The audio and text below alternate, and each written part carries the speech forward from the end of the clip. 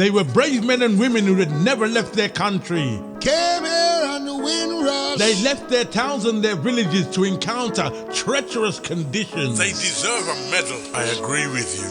I do. I agree. Came here on the Windrush. Can't find the papers. We came here on the Windrush. How much did you pay? Give them back their money. They was invited by us, the British, to come here and work. Mama came here before us. I want to talk to you tonight about ships. I want to start in the 20th century. There are ships and ships, merchant ships and passenger ships. There is a little laugh I want to start with. When my wife booked her passage to come to Britain, she came on a banana boat. But for many people who know about banana boats, it only takes 5 passengers, first class. That's right. All the rest of the passengers are green bananas. When they reach Britain, they ripen them. That's how it was. Bananas didn't come to Britain until World War II. When I remember going to Portsmouth and a man said to me, when they tell me that's a banana boy, I used to put it in my socks, and every day I used to open the socks to see if it turning. I realized, you're coming home, brother. You didn't know what they brought it for, but it's going to help you. Scurvy. That's what it was about. Right. So we have to watch the contributions we have made and the reactions to what we are getting. We're in the same boat, brother. We're in the same boat, sister. And if you tip one end, you're going to rock the other. Same boat, brother. Same boat, sister. That boat, that ship that you came in, when you ask anybody when you came to Britain, if they tell you 1960s, which ship did you come by? For the many of you who are young here tonight, I want you, if you didn't know, to ask your parents, but more the grandparents, what ship did you come by? And once you ask that question, they're going to start a conversation with you.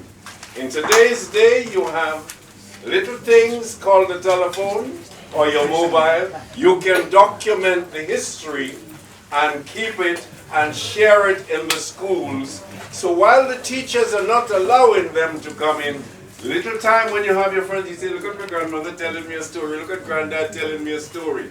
Pass it. That's how stories work. Yeah.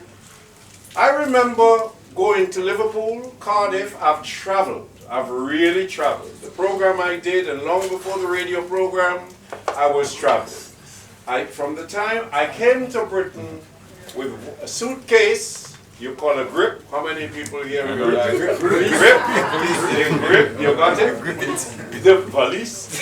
No. It's a grip. A grip. No suitcase business. As soon as you say suitcase, you see people like that. Say, grip! You see all hands jump up, which is so nice.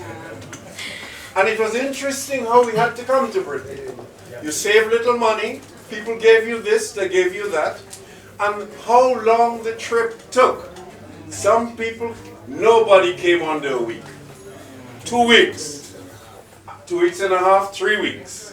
That's what it... Could you imagine yourself now on an ocean liner or merchant ship traveling from the Caribbean to Britain? What a romance. What a romance. The trip was interesting. The federation that failed in the Caribbean began on the ships to come to Britain. And when we arrived here, the Jamaican in particular, who thought the entire Caribbean was Jamaica, got to know that the rest of the Caribbean come from the south. The African was told, when you reach Britain, don't deal with the Jamaicans. We were told in the south the same thing. Caribbean Focus 86, the largest project ever held in Britain to present the Caribbean, 55 areas in Britain. And I was given a train, 7-car train by British Rail that myself and one African guy ran into 18 cities in 21 days. Never done in British history. When the police was giving us trouble with the Notting Hill Carnival, I wrote this narrative. This tells you the background of Carnival. So I'm coming, it's cleaning job. 350 hour. At that time, I know before less than that, but that was my time, 350 hour. I started in Piccadilly Circus, 5:30 in the morning. 6 o'clock, you're late. Right? Because when I'm going down on the train, I'm going down on the train with the tramps and them because there are people riding overnight. Them, I riding with them in the morning. Everybody in the train. And I'm doing 2 hours down there, and then I'm taking a bus from there, and I head into Elephant and Castle. And this was saying to you, the people who come before me, people Alex speaking about, this is the same story they can tell it too. And even more graphic and more hard time because every time you know, so that transport and you know all of them. But this was my little time coming here and knowing that I had to adapt to this thing. And if I had to be successful here when I come this late hour, I can't say, well, look, I'm going to have a pint.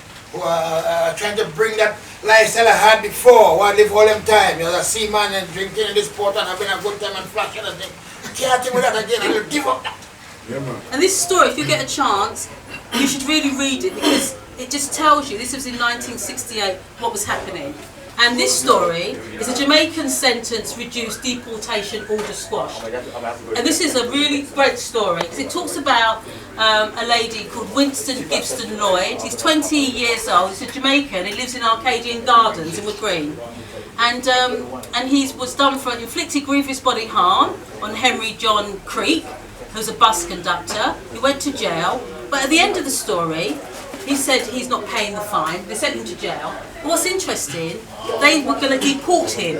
So in 1966, does everyone know who Gus John is, first of all, because it's not fair to assume. He's an educationalist. You know, he is someone who has been in education for a long time at the highest level, actually recognising the unfair treatment for young black people. You know, he's an activist as well. Anyway, he was kindly invited to a reception for the 70th anniversary of Windrush at 10 Downing Street by Theresa May, the Prime Minister, and he declined. He declined, and he actually has written her an open letter saying why he declined to join them for this wonderful event, and it really focuses on the appalling treatment that the individuals have had to suffer or endure now, but he also talks about the constant treatment. They were brave men and women who had never left their country. Came here on the Windrush. They left their towns and their villages to encounter treacherous conditions. They deserve a medal. I agree with you. I do. I agree. Came here on the Windrush. Can't find the papers. Came here on the Windrush. How much did you pay? Give them back their money. They was invited by us, the British, to come here and work. Mama came here before us. Mama. Papa came here before us. Papa. They never come for no Windrush.